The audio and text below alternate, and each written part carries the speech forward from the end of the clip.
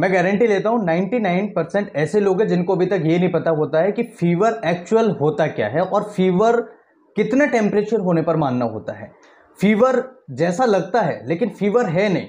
Doctor के पास जाते हैं तो बोलते हैं कि हमें फीवर जैसा लग रहा है लेकिन फीवर है नहीं, यानी कि प्रॉपर फीवर नहीं है लेकिन फीवर जैसी बॉडी उनकी हीट हो रही है। तो ऐसी स्थिति में उनको क्या करना चाहिए और कौन सी मेडिसिन लेना चाहिए, आज का ये विषय बहुत इंपॉर्टेंट है। ऐसे कई लोग हैं, 100 में से 80% ऐसे लोग हैं जिनको ये समस्या है, जो इस समस्या से जूझ रहे हैं, जिनको ये प्रॉब्लम से निजात अभी तक नहीं मिला है। तो अगर आप भी उनमें से एक है तो इस वीडियो को पूरा जरूर देखिएगा, लाइक जरूर कीजिएगा, चैनल को सब्सक्राइब कीजिएगा।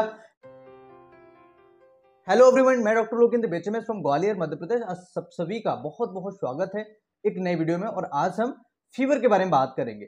सबसे पहले समझेंगे बुखार होता क्या है, फीवर क्या है, बुखार क्यों आता है, बुखार कब माने, बुखार के लिए ट्रीटमेंट क्या है और बुखार जैसा लगना इसके लिए क्या उपाय है, आखिर ये होता क्यों है। तो सबसे पहले ये समझिए बुखार होता क्या है। जब भी हमारे शरीर के अंदर कोई इंफेक्शन जाता है, उसे निपटने के लिए, उसे हराने के लिए हमारा शरीर जो होता है फाइट करता है। हमारे शरीर के अंदर जो इम्यून सिस्टम है वो फाइट करता है, राइट। ऐसी स्थिति में जब वहां पर फाइट होता है तब हमारे शरीर के अंदर कुछ केमिकल्स रिलीज होते हैं और वही फीवर का कारण होते हैं, जिसे हमारा ब्रेन रेगुलेट करता है, हाइपोथैलेमस के द्वारा रेगुलेट किया जाता है। अब यहां पर एक चीज समझने वाली है, WBCs हुए जो हमारी इम्यूनिटी है, न्यूट्रोफिल्स है, बेसोफिल्स है, ये हमारे इम्यून सिस्टम है।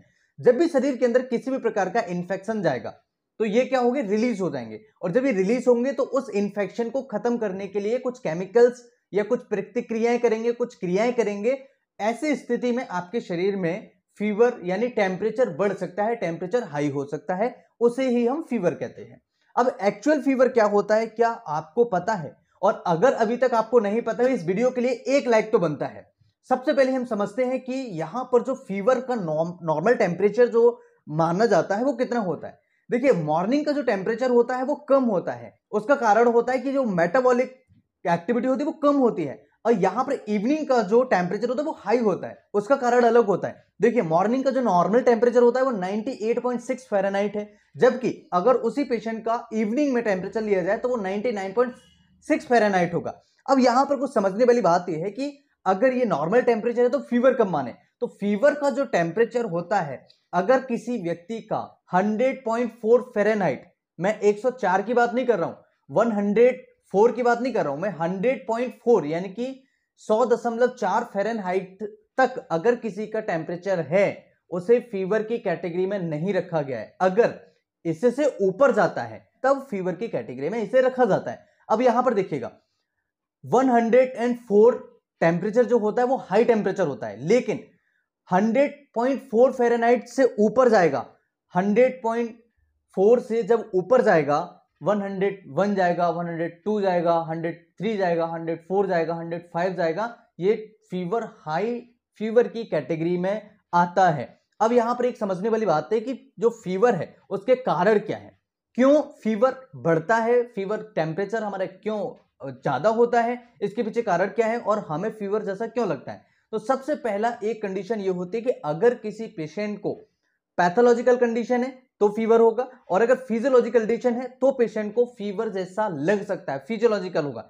फिजियोलॉजिकल में क्या क्या हो सकता है, देखिए, मरीज अगर उसकी एक्टिविटी ज्यादा है, एक्साइटमेंट ज्यादा है, महिलाओं की बजाय पुरुषों में उनका टेम्परेचर थोड़ा सा ज्यादा होता है, खाना खाने के बाद टेम्परेचर बढ़ जाता है, इसलिए लगता है कि हमें फीवर सा आ रहा है। सोते समय भी पेशेंट का टेम्परेचर बढ़ जाता है हल्का सा, इसलिए लगता है इवनिंग के टाइम पे भी टेम्परेचर हल्का सा बढ़ जाता है, राइज होता है, इसलिए हमें लगता है कि फीवर सा है, लेकिन फीवर नहीं है। कई सारी ऐसी कंडीशंस होती हैं, जैसे पेशेंट को अगर शरीर के अंदर कोई इंफेक्शन है, अगर उसको मस्कुलर पेन है, अगर उसको मसल्स में दर्द हो रहा है, तब भी मरीज को लगेगा कि मुझे बुखार सा हो रहा है, लेकिन एक्चुअल फीवर उनको नहीं होता है।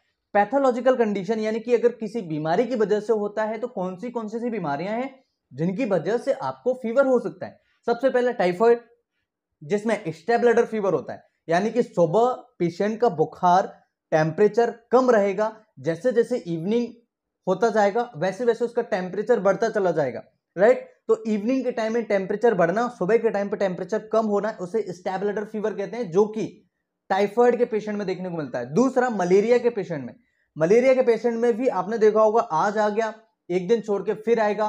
फिर एक मलेरिया ऐसा होता है कि आज फीवर आ गया, 3 दिन बाद आएगा। एक मलेरिया ऐसा होता है कि आज बुखार आ गया, तीसरे दिन आएगा। तो ये अलग अलग कंडीशन है। अलग अलग मलेरिया में, मलेरिया बेसिकली 4 प्रकार के होते हैं। ओवेल है, राइट, जो कि अपने यहाँ पे इंडिया में बहुत कम देखने को मिलता है, और फेल्सिफेरम है जो इंडिया में देखने को मिलता है, ठीक है। मलेरी वो भी इंडिया के अंदर देखने को मिलता है, राइट। तो ये कुछ मलेरिया के टाइप्स हैं। अब यहाँ पर मलेरिया हुआ, टाइफाइड हुआ, इसके अलावा स्वेलिंग, अगर शरीर में कहीं सूजन हो रही है, अगर कहीं शरीर में कोई इन्फ्लेमेशन हो रहा है, स्वेलिंग हो रहा है, तब भी मरीज को बुखार आता है। आपने अक्सर देखा होगा ऐसे लोगों को शरीर में कोई भी बीमारी नहीं है लेकिन मरीज को फिर भी बुखार है। उसका कारण है कि शरीर के अंदर कहीं ना कहीं स्वेलिंग हो रहा है, और स्वेलिंग को पता लगाने के लिए सीआरपी कराया जाता है। सीआरपी एक प्रोटीन टेस्ट होता है, उसको सीआरपी कहते हैं। तो सीआरपी टेस्ट कराया जाता है, साथ ही साथ ईएसआर से भी पता लगाया जाता है कि शरीर के अंदर कोई इन्फ्लेमेशन तो नहीं, शरीर के अंदर कोई सूजन तो नहीं। इसके अलावा मरीज को कोई इन्फेक्शन है शरीर के अंदर, अगर शरीर के अंदर इन्फेक्शन होगा किसी भी प्रकार का, तब भी मरीज को टेम्परेचर बढ़ेगा, उसका इन्फेक्शन की वजह से उसका टेम्परेचर हाई जाएगा। और जब आप चेक करेंगे तो फीवर का जो एक नॉर्मल क्राइटेरिया होता है वो आपको देखने को मिलेगा। तो ध्यान रखिएगा, अगर आपको कोई बीमारी नहीं है तो आपको घबराने की जरूरत नहीं है। अगर फिर भी आपको डाउट है तो आप स्वेलिंग के लिए या शरीर के कोई बीमारी पता लगाने के लिए सीबीसी टेस्ट करा सकते हैं, सीआरपी करा सकते हैं, ईएसआर करा सकते हैं, और भी अन्य टेस्ट करा सकते हैं, जिससे कि पता लगे कि शरीर के अंदर कोई प्रॉब्लम तो नहीं, कोई बीमारी तो नहीं।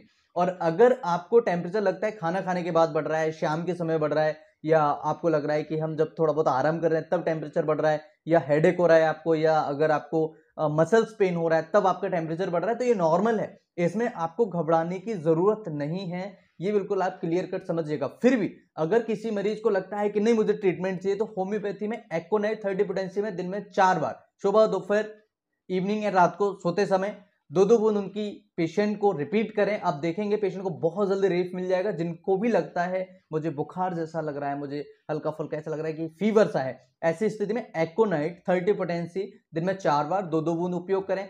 साथ ही साथ 2 घंटे के अंतराल से आर्सेनिक एल्बम केवल और केवल दोपहर में लें, बहुत अच्छे रिजल्ट्स मिलेंगे। पेशेंट को फीवर जैसी कंडीशंस जो है वो आराम मिल जाएगा, और पेशेंट को लगेगा कि हाँ अब मैं स्वस्थ हूं।